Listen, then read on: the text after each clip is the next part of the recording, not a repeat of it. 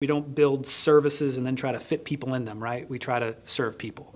And so if we can understand the totality of what a person is bringing to the table when they're coming to Commonwealth Catholic Charities, and if we can weave a tapestry of support, from our counseling department, our refugee resettlement department, our food pantries, that really make sure that we're meeting the immediate needs, but also those long-term goals and visions, then that's really where we think that we can do the most good.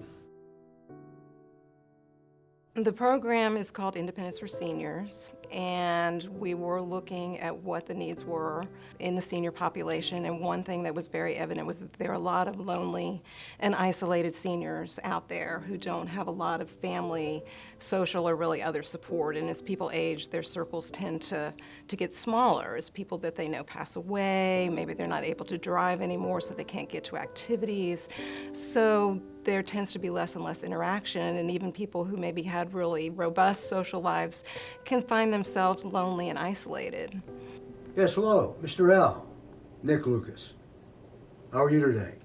I call people once a on? week. Spend about 15, 20, 25, 30 minutes on the phone with them and chat.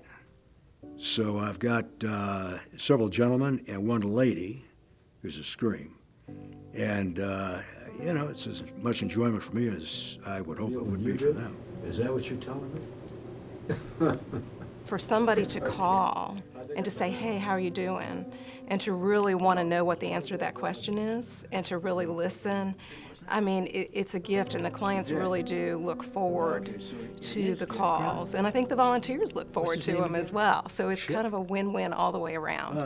And we really do try to walk with our clients through whatever it is that they are dealing with, good, bad, and otherwise. Really, whatever it is, if it's something that is within our power to do, we will do it, or we will refer them elsewhere. I decided to have some hummus. You ever had that? There is no humanity without reaching out for others. You don't exist unless you're in the face of reflection of somebody else. And that's largely part of it right there. Caregiver Relief is targeted to caregivers who are caring for a loved one in their home pretty much 24/7, and they can't leave that loved one alone, so they have a hard time taking some time for themselves to get a break. So we really want to give our caregivers the opportunity and permission to take some time for themselves so that they can continue to care for their loved ones in the way that they really want to.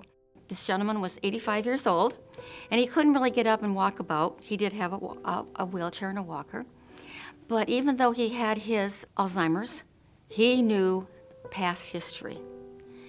He talked about what he had done. He could eat. He loved recipes. I could bring him things, and I could even bring some food.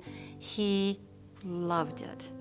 And then we talked about everything. He talked about being married and his wife, and how he really, though, when she died, he had to come here to live with his daughter.